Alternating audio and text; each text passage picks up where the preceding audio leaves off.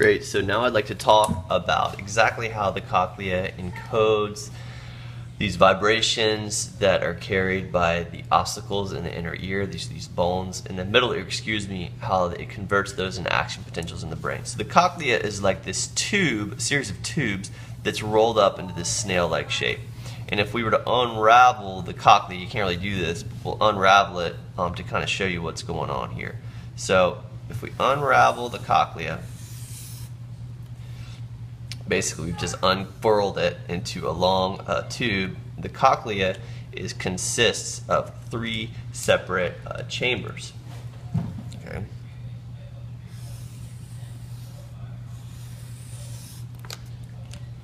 The topmost chamber, this guy is called the vestibular duct. These guys are all filled with fluid. The vestibular duct on top. In the middle, you have the cochlear duct.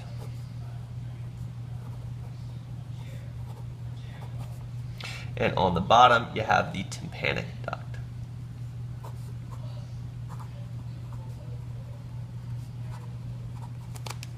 At the base of the vestibular duct, this is where your oval window is. So that's your oval window, and it's connected to your stapes. Now, at the end of the tympanic duct, you have another little window. It's smaller than the oval window. This guy is called the round window. And I didn't really draw it here, but the round window in this image up here would be right about there. All right. Now here's what the cochlea would look like if we did kind of I don't know, what would you call this, a longitudinal section? But if we did a cross section of this same tube, so let's say we cut it like this and did a cross section, it would kind of look like this. So you'd have, you know, a circular tube. The vestibular duct would be right about there. You'd have a smaller cochlear duct that would be located right about there, and on the bottom, that's where we would have our tympanic duct, right about there. So if we're to connect these all out, you have your vestibular duct, your cochlear duct, and then our tympanic duct down here. Now, what happens is when the sounds of the ossicles cause this plunger of the oval window to vibrate back and forth, it transmits those vibrations to the fluid that's within the vestibular duct. First, I'll lead with the example of a really low-pitched sound, a sound that's so low-pitched that we can't even hear it. Okay, and the sound exists, it enters our ear, it causes these bones to vibrate, but it's below the range from which the sensors in the cochlea can detect. So this is like a really low-pitched sound, very long wavelength. What will happen is this sound will travel all the way down the vestibular duct, right? It'll reach the end of the vestibular duct, it'll go around this corner, and it'll continue to travel down the tympanic duct. Then it'll escape out the round window. It didn't stimulate any of the receptors within the cochlea.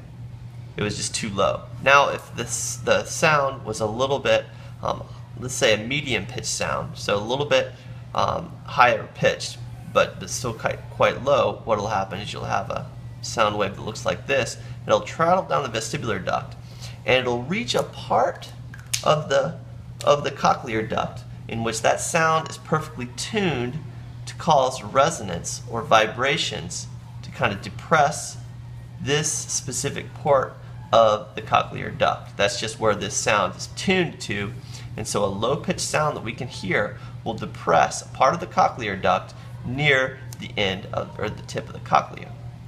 Okay. Now this is important because within the cochlear duct we have a special region right here, and this region consists of tiny little hair cells that are pressed up against the membrane that separates the vestibular and the cochlear duct. So these guys are hair cells. And when that sound wave depresses this membrane, it stimulates these hair cells. Those hair cells will depolarize, and that triggers action potentials in the connected afferent neurons that will travel out of the cochlea and go to the brain. Right? So I'm going to tell you exactly kind of how this works. If we were to zoom in on one of these hair cells, this is kind of how a hair cell operates. A hair cell looks a lot like this, where you'll have a cell, and at the tip of the cell you have these hairs that extend upwards. Okay. Now, at the tips of these little hairs, these are stereocilia, just little cilia that extend outwards out of this cell, hair cell body, and the tips of these cilia are linked with tiny little proteins called tip linkages. Okay. Now, if you imagine if you were to bend these cilia to the left, the hair cell would kind of assume this shape, so all these cilia would be kind of bent this way.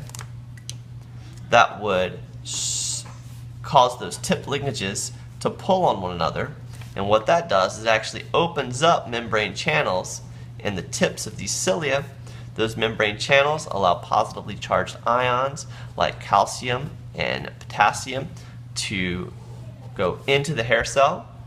This will depolarize the membrane potential of the hair cell, causing a graded potential, which causes neurotransmitters in the form of glutamate